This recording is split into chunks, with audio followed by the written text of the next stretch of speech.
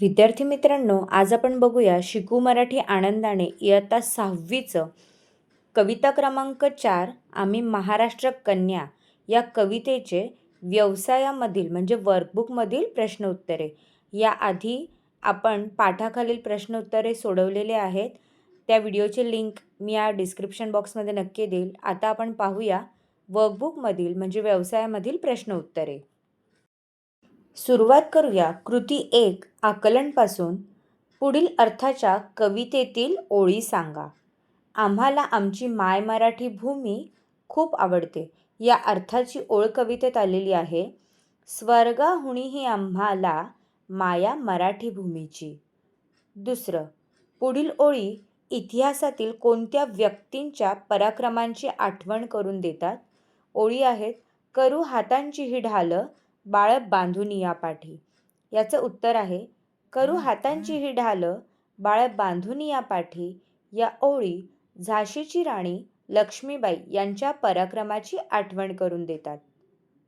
त्यानंतर दुसरं, आपणा सर्वांना अभिमान वाटेल अशा कोणकोणत्या व्यक्तींचा आणि ठिकाणांचा उल्लेख या कवितेत आहे.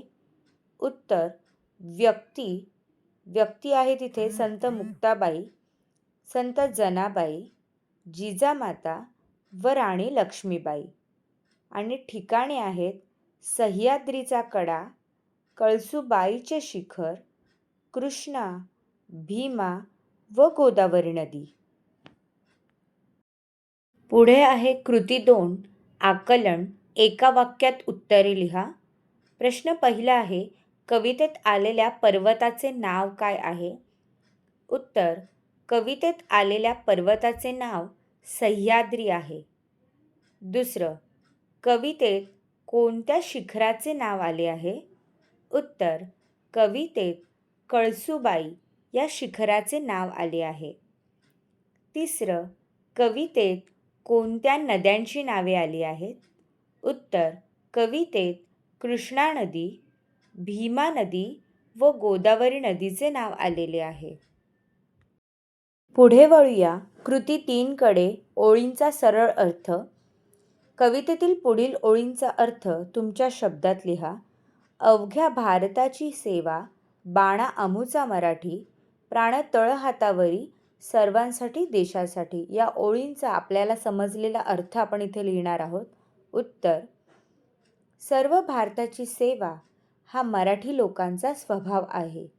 गरज पडल्यास आपल्या जीवाचीही पर्वा न करता सर्व देशासाठी व लोकांच्या फायद्यासाठी स्वतःचा जीवही धोक्यात घालून सर्वांचे रक्षण करू. हा आपल्याला समजलेला अर्थ आपण इथे लिहिलेला आहे. पुढे वळूया भाषा अभ्यास व व्याकरण शब्दसंपत्ती. पहिला प्रश्न आहे, पुढील शब्दांचा अकार विल्हे वर्णमालेनुसार क्रम लावा. याचा अर्थ वर्णमालेनुसार म्हणजे अल्फाबेटिकली. तर अ आ इ पूर्ण क ते ज्ञ पर्यंत, अ ते ज्ञ पर्यंत पहिलं अक्षर कुठलं येतं त्या हिशोबाने आपण क्रम लावायचा आहे. तर सगळ्यात आधी येणार कन्या, दुसरं पहाट, तिसरं भूमी, चौथं माय व पाचवं हात. पुढील आहे विरुद्धार्थी शब्द लिहा. पहिलं स्वर्ग विरुद्ध नरक, विरुद्ध म्हणजे अपोजिट वर्ड्स. दुसरं स्वातंत्र्य विरुद्ध अर्थी शब्द पारतंत्र्य. तिसरं भोळा विरुद्ध अर्थी शब्द धूर्त. चौथं सासर विरुद्ध अर्थी शब्द माहेर. विरुद्ध अर्थी शब्द लिहिताना आपण एक चूक नेहमी करतो. विरुद्ध अर्थी शब्द लिहिताना आपण मध्ये गुणाकाराची फुली किंवा विरुद्धची फुली करत नाही. तिथे आपण इक्वल लिहितो किंवा डॅश करतो, तर ते चुकीचं आहे. विरुद्धार्थी लिहिताना नेहमी आपल्याला गुणाकाराची फुली करायची आहे. पुढील आहे कवितेतील यमक जुळणारे शब्द लिहा. यमक म्हणजे रायमिंग वर्ड्स, म्हणजे ज्यांचे शेवटचे अक्षर हे सेम असतात असे शब्द. पहिलं आमुची, भूमीची. दुसरं शिखर, त्याचं उत्तर आहे माहेर. तिसरं जागविती, उत्तर आहे शिकविती. चौथं मायभूमीसाठी, उत्तर देशासाठी. 5वं मराठी, उत्तर पाठी. पुढचं व्याकरण. वचन बदला. एक वचन असेल तर अनेक करायचं आहे व अनेक असेल तर एक करायचं आहे. म्हणजे सिंग्युलर असेल तर प्लुरल, प्लुरल असेल तर सिंग्युलर. पहिलं कन्या. कन्याचं अनेक वचन हे कन्याच असतं. त्यानंतर बाळ. बाळचं अनेक वचन हे बाळं, म्हणजे ळवर अनुस्वार लागतो किंवा बाळे असं सुद्धा होतं. तिसरं ढाल, उत्तर आहे ढाली. चौथं गीत, उत्तर आहे गीते. 5वं कळी. कळीचं अनेक वचन होतं कळ्या. 6वं शिखर. शिखरचं अनेक वचन होतं शिखरे. पुढे आहे तुम्हाला पुढे दिलेले शब्द वाचा. पुल्लिंग, स्त्रीलिंग, नपुंसकलिंग यामध्ये शब्दांचे वर्गीकरण करा. इथे आपल्याला काही शब्द दिलेले आहेत व तक्त्यामध्ये आपल्याला त्याचं वर्णन किंवा वर्गीकरण करायचं आहे. तर पुल्लिंग. पुल्लिंग म्हणजे तो किंवा मुलगा किंवा ज्या शब्दातून पुरुष जातीचा बोध होतो तो पुल्लिंग. ज्या शब्दातून स्त्री जातीचा बोध होतो किंवा मुली आहे असं कळतं ते स्त्रीलिंग. व ज्या शब्दातून स्त्री किंवा पुरुष कुठली जात आहे हे कळत नाही तेव्हा ते जातं नपुंसकलिंगमध्ये, म्हणजे ते मध्ये. तर आता इथे आपण वर्गीकरण करणार आहोत. तर पुल्लिंगमध्ये जे शब्द आहेत ते आधी आपण लिहूया. पुल्लिंगमध्ये असणारे शब्द आहेत मुलगा, पक्षी, चेंडू, कुत्रा, मित्र, वाघ, बैल, फुगा व मोर. या सर्व शब्दांच्या पुढे आपण जर वाचलं तर आपण तो मुलगा, तो पक्षी, तो चेंडू असं म्हणतो. त्यामुळे हे सर्व शब्द जातात पुल्लिंगमध्ये. पुढे आहे स्त्रीलिंग. तर स्त्रीलिंगमध्ये असणारे शब्द आहेत शाळा, मुलगी, गाय, शिक्षिका, खुर्ची व पिशवी. या सर्व शब्दांपुढे ती असं लागतं. त्यानंतर आहे नपुंसकलिंग. जसं ते पुस्तक, ते शिक्षक, ते बाळ, ते घर, ते विमान व ते गाव. आता या शब्दांमधून आपल्याला कळत नाही की स्त्रीलिंग आहे की पुल्लिंग आहे, त्यामुळे ते जातात नपुंसकलिंगमध्ये. पुढे आहे पुढे दिलेले शब्द वाचा. समजून घ्या. नाम, सर्वनाम, विशेषण व क्रियापद यामध्ये वर्गीकरण करून तक्ता तयार करा. नाम म्हणजे एखाद्या व्यक्तीचं, वस्तूचं, जागेचं नाव म्हणजे नाम. त्यानंतर सर्वनाम.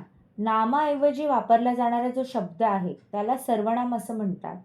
त्यानंतर विशेषण म्हणजे नामाबद्दल किंवा नाऊनबद्दल विशेष माहिती सांगणारा जो शब्द आहे, जो गुण सांगतो किंवा विशिष्ट माहिती सांगतो त्याला विशेषण असं म्हणतात.